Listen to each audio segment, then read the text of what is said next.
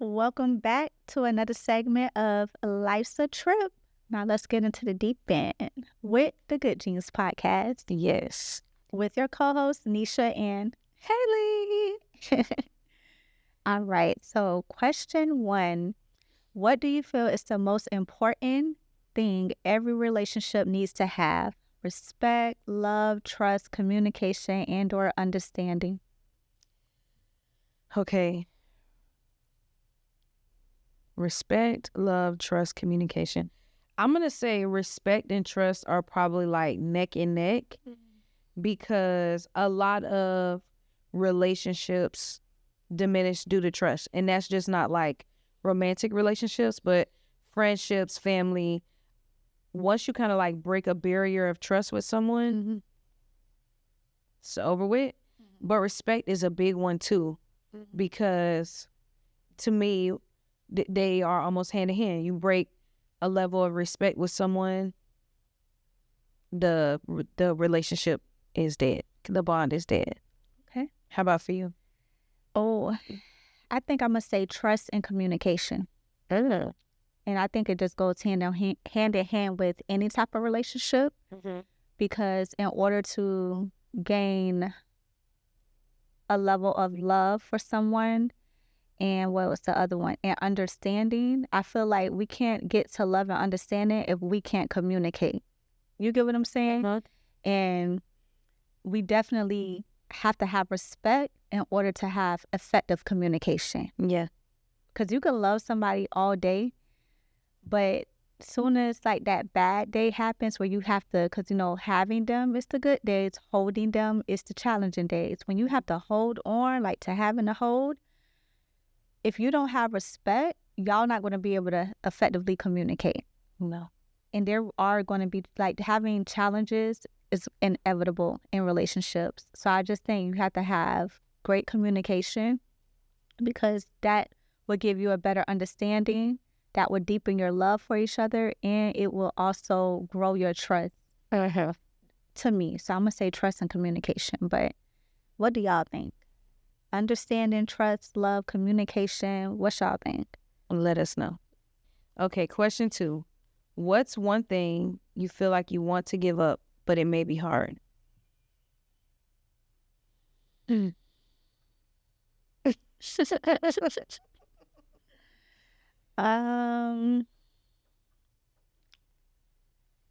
haven't been saying the N-word as much.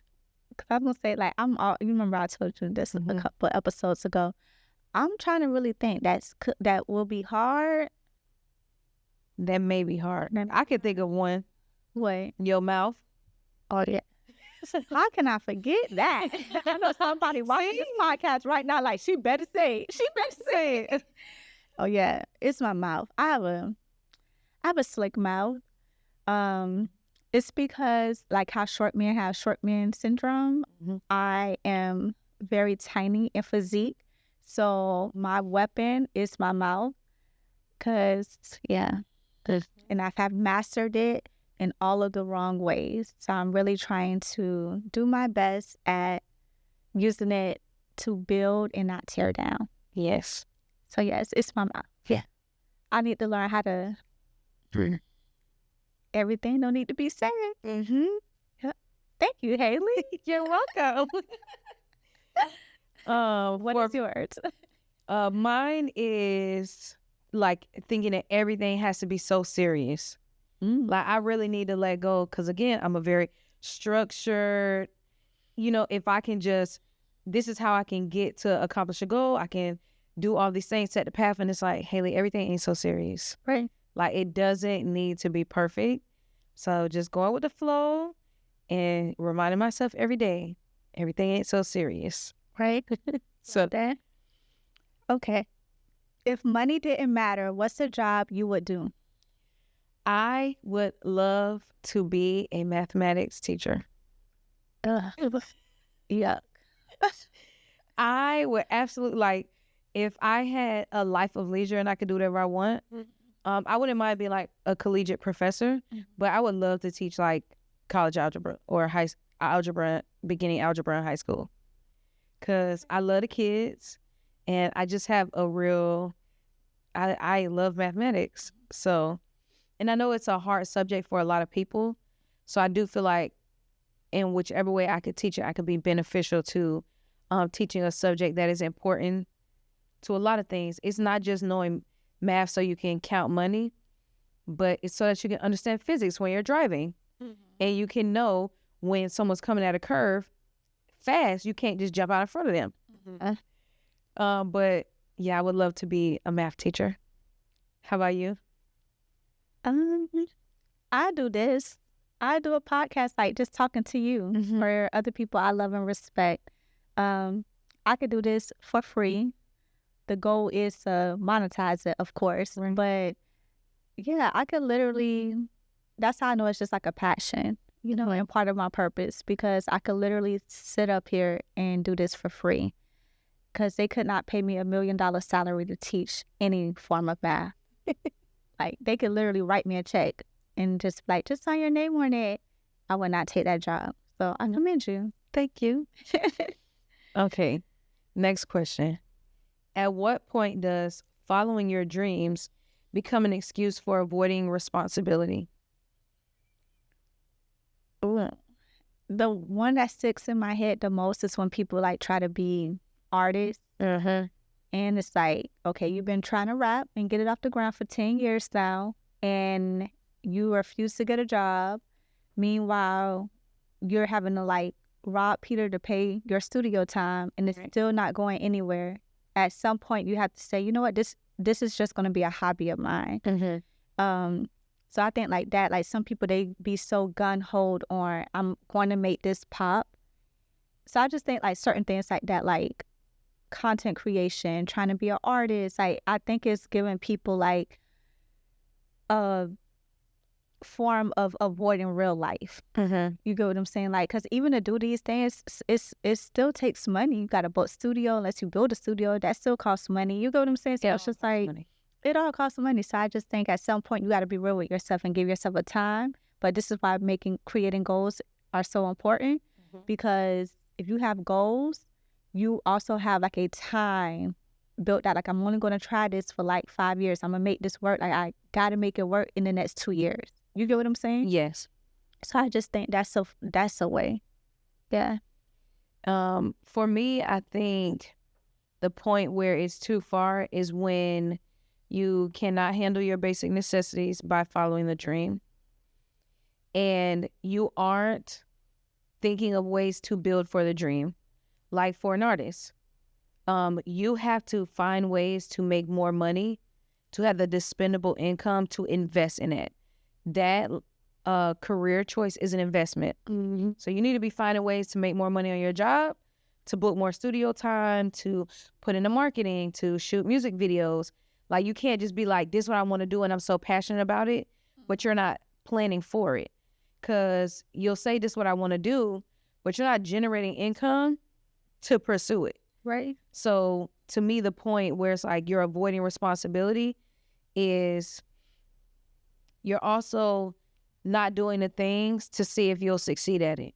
You're fine at it being a failure because it's harder to try. Right. So if you can't take care of yourself because of a dream, like if it's getting in the way of you keeping a roof over your head, having bills paid, you got to go stay with your mama, cut it out. It's time, like, or dream about it later. But no, truly dream about it. Go make money so that you can fund your dream. Nothing in life is free. Like, especially when something like being an artist, being an athlete, those things takes other people's belief in you. Right. So you have to put in the work so that other people will believe in your work.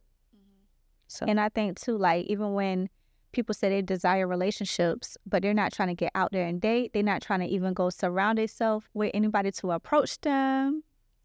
Hailey, think of Amazon, it's gonna come to the door. But I mean, they do be coming to the door, but you know, it's just like that though. Like, at some point you got to take accountability and be like, I'm part of the problem. Yes. You know what I mean? Absolutely. Yeah. So, okay. Let me see here. Which of your goals would you abandon if people stop praising you for them? I can't think of a single goal that I have Neither. that I'm willing to give up based on someone else's opinion. Me neither. If God does not give me praise for it, then I'll abandon it. Yeah. If God stopped cheering, championing, and clapping, then Yeah. But it's not a single soul. My mama, you, my daddy, anybody in this world that if it's in my heart and I want it. Likewise. I was reading that question. I'm like, it's nothing.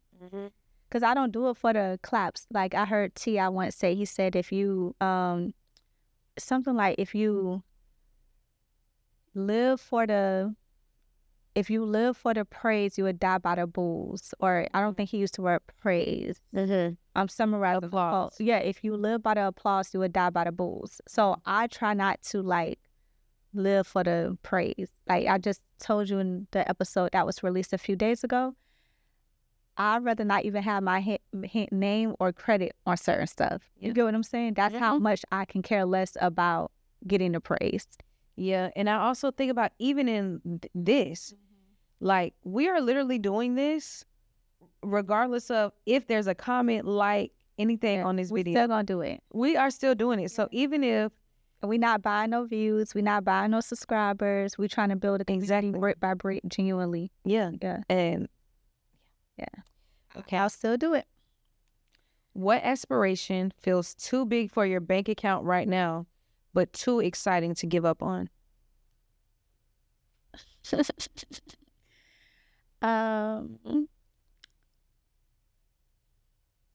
Well, it's like a two-part. Okay. So I want to own an apartment complex, and I want to be able to provide affordable housing, but nice, comfortable, up-to-date housing, right? And then I also want to be able to buy my family like their own homes. But of course, my bank account, it's not accounting right now. Yeah, to that level. It's accounting, but not to that level yet. And I'm gonna say yet because I just feel like one day it's coming. It's coming. I'm gonna have my apartment complex. Yep. And I'm going to be able to leave homes in our family trust. That's great. What about you? I would say I have two, but one is where I see this podcast going and like creating a true media platform and it being potentially as big as like the OWN network. Like that, of course, can't afford that right now. That's not what it is right now, but it is a desire in my heart that I'm like, oh boy, y'all have no idea. Like that's another one. Like I want to be able to fly certain people in to speak with them. Like not even that. Like, or we go to them. No. Who's going? Who does Oprah fly in? It's Oprah. You get what I'm saying? Like, I'm talking about that. Like, so respected in your field that as soon as you ask for a favor or you just have this such proven concept that whatever your dreams are with it, you have reach to do it. Right. That's what I mean. Like, the legacy of the OWN network, like, she about to leave stuff for her family forever, for the Black community forever. Right. Bitch, it's Oprah. As Krisha said, what Krisha said, I'm the Black Oprah. Black Oprah. I like Oprah, not Black. When I say fly in, though, I mean, like, I love to learn from other people, especially who I have a deep reverence and respect for. Yes. So when I say, like, there are certain people, like, who is on my, I want to meet them and to just have a conversation with. Yeah, I get you. Beyonce. Yeah, like, people like Wallow. Yes. People like Mel Robbins. Like, people, you get what I'm saying? Yeah. Like, there are certain people on my, like, I really want to meet them and have a conversation with them. Yeah. And be able to share that with the audience that we've built. You get what I'm saying? Yes. So that's what I mean. Like, and we can do that with no issue. Like, I really want to sit down with Lauren London one day. Me too. Oh, I want to sit down with Lauren one day. Yeah. So, like, it's like those are, like, the things. Like, yeah, it could be on our own network and everything, but I still want to talk to him. Yeah. I want to talk to him. you know. My other would be, I want to purchase a community center back home, and name it after my mom, because she was very influential in that space. And like, so many people I know now are from, like summer camp days. And I just think about how passionate my mom was about it, and how she truly like gave to a community that barely provided her enough money to pay for, her and her kids. Right. So it's just important. I want that feeling to come back to our city.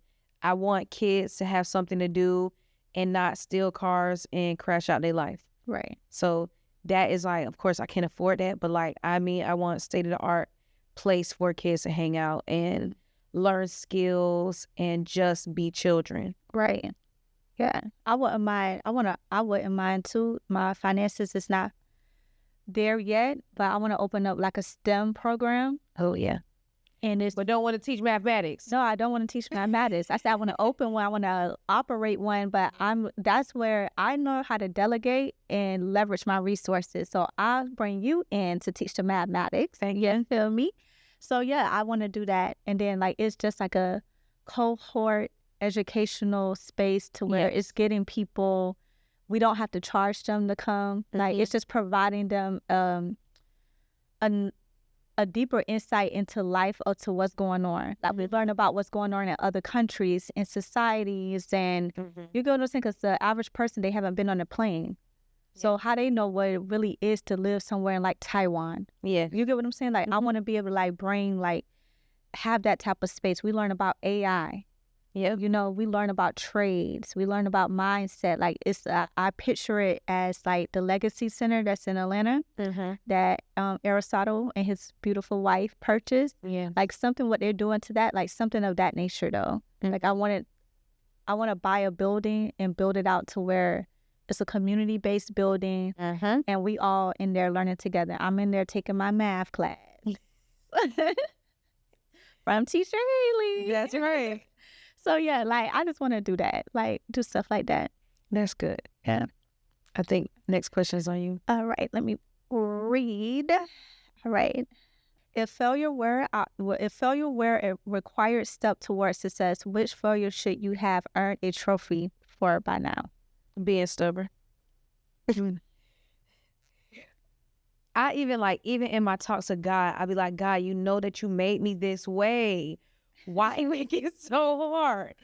But like, I definitely being stubborn. Stubborn is like, we're having a conversation where I was debriefing this other podcast I watched with you, where she was talking about her walk with God, where she's just blind and God is the walking stick. She's going to go and just bang it left to right, and she's going to try. And I feel like for me, I've done a lot of, I can plan and go this way and maybe go this way and do that. And it's like, Hailey, you're not even in the path that you need to go in. You just being stubborn, trying to figure something out, where it's like you can just make the best decision, go forward, follow the walking stick. But I'd be like, no, because I know this is right. And the formula says, that's why I like mathematics, because it's very finite. It is true. There ain't no way around it. It is the narrow path. Y equals mx plus b. It is what it is. But yeah, I would absolutely have a trophy in stubborn being my point of failure. Okay. How about for you? I'm going to read the question one more time. If failure were a required step towards success, which failure should you have earned a trophy for by now? I'm going to go with, which I'm going to say that failure is a required step towards success, not if it is. It is. Failure is a required step towards success. So where have you bumped your head the most? Where's your biggest bruise? Oh, that I like the way you put that. Yeah. Thank you. My biggest bruise is I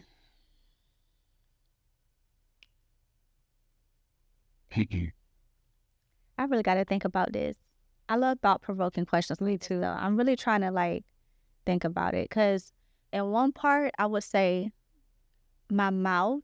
However, me being very assertive when it came to getting stuff done helped me understand the process and be more hands-on and to make sure certain projects got finished and you know it was done seamlessly and making sure everybody did their part. You know what I'm saying? So it's like, and then even with me like building some of my biggest dreams and successes, that was needed.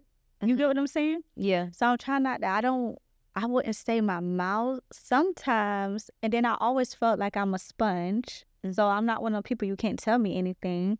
Right. But I would think trying to feel like I have to bring everybody with me. Okay. You know, because sometimes I have to break it down. I could have been probably so much further in life if I wasn't invested in other people's dreams. I have given people upward of $2,500 at a time to go take a class so they can go learn something, right? Right. I could have invested that in my own dream and goal. And I know what I'm going to do. I know how to flip money. You get what I'm saying? Yes. I have stopped what I'm doing aside from monetary, stop my dreams and goal to go attend to someone else to try to help them with a resolve just for them to want to keep focused on a problem. Yeah. I could have taken that time that I'm never going to get back to be building on my dream. So that was like something that I had to learn, and I'm still learning. Actually, like sometimes I don't want to say it's a failure. Like I did fail a couple times though, because like, dang, it kind of makes me emotional. Just think about it. I've overextended myself so much to people. Yeah. Feeling like you have to be the doer. Yes. And fix it for them to where it took me off course on what I was supposed to be focused on. That's right. You get what I'm saying? Mm-hmm. So it did slow my success. And sometimes I lost opportunities because of it. I have not taken opportunities because I'm thinking about the people around me too. Like, okay, well, you know, I remember I had an opportunity to go work at the CDC in Atlanta. But I didn't want to leave my family. But who knows what the opportunity would have took me, living in somewhere like the Black Mecca, Atlanta, and knowing my type of personality. Who knows what type of connections I missed. You get what I'm saying? Yeah.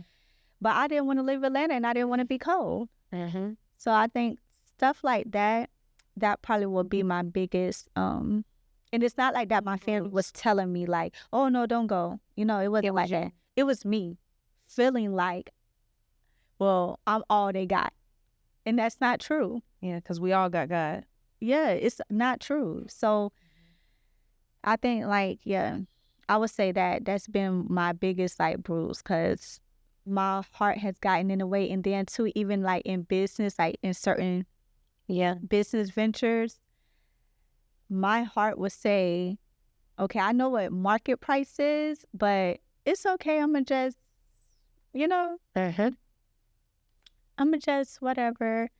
Yeah, stuff like that. So I just feel like it worked for me, but I probably could have been more well off, but I'm appreciating where I am now. Amen. So that's why I don't really consider it a failure, to be honest. Because I really, it's a bruise. Yeah, it's a bruise. It's a bruise. They're good. That's good self-awareness, cousin. Okay, last question. If your funniest dream actually came true, would you be proud of it or would you pretend it never happened? Hey, what would be my funniest dream? And let's make it 2 parts. Okay. Let's make it like a dream, a goal dream that you had and a dream that you had in your sleep. Okay. If the dream I had in my sleep came true, my funniest one. Yeah, would you be proud of it or would you pretend it never happened? I think I'd be proud of it. Cause who gonna check me, boo? Thank you. Thank you. And then as far as my goal, my funniest dreams, I'd definitely be proud of that. Because it's funny to other people probably like, child, she'll never. But when I do it, I'll be laughing to the bank. Thank you. Oh, it's one of your dreams I think of. being a dancer Yeah. and not a classically trained dancer. Yes. Secret. I'm like, we would just act like Necia never did that. Now that one would be, I would never did that. Yeah. That's what I'm like. If I think about that one, that's a We're going to definitely act like that's never happened, that never came true. That was before the internet. I don't know what you're talking about. It's AI. It was before the internet. That's so funny because my nieces and nephews still remember that. Yeah. I used to sit them, I know this is sound crazy, but I used to, because like a few of my nieces and nephews were only a couple years apart. Yeah. So like I used to sit them down and pretend I was auditioning for them. And I'm like, y'all act like y'all the club owners. And I used to like real deal. You making me want to call Poke. You making me want to call my sister. And I used to real deal sit her kids down and then be like, all right, I'm finna y'all pretend y'all the club owners. And yeah.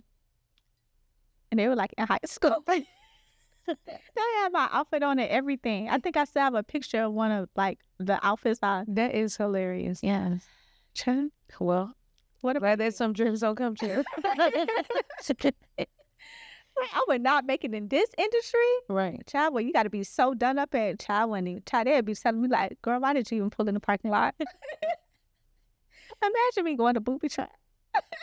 Well, I feel everybody has a preference. You would definitely have some clientele. I'll tell you that.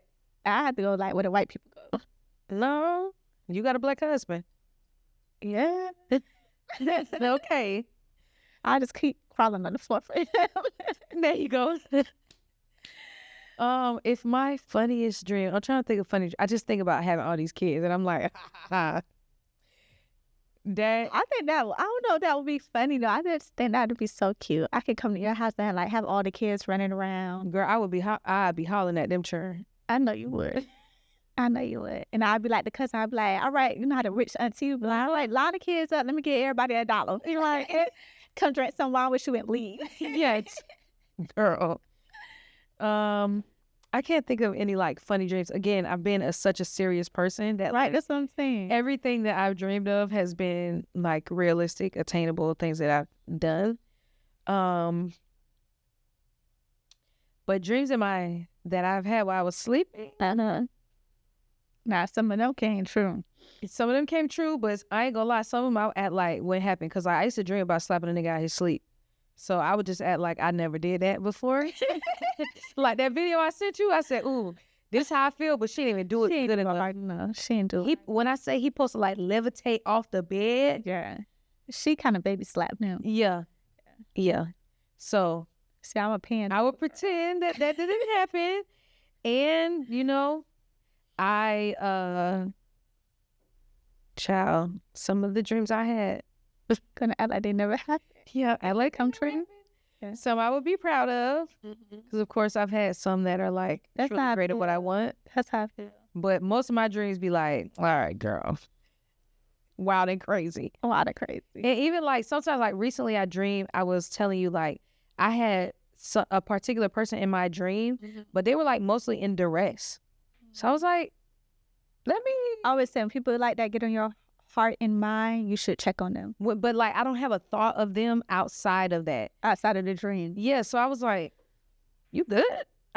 This is weird to me, so I want to make sure you good. And just left it at that. But I was like, okay, well, I just felt I was being obedient to God. If he told me to check on his child, then I checked on his child and kept it pushing. And the child was good. So thank you. Thank you. So y'all let us know. Yeah. What dreams are you proud of? Which would you act like never happened? Yes. What do you feel is most important in a relationship? What bruises from failure are required for success that would give you a trophy? Yes. I really want to know that one. Because I'm a cheese on my trophy. Thank you. Me too. I'll be like, Miss Stubborn. Yes. Yes. All right. So y'all let us know. That was another episode of Life's a Trip. Yep. From the Good Genes Podcast. That's right. We'll see you next time, jumping off the deep end. All righty. Better tell them.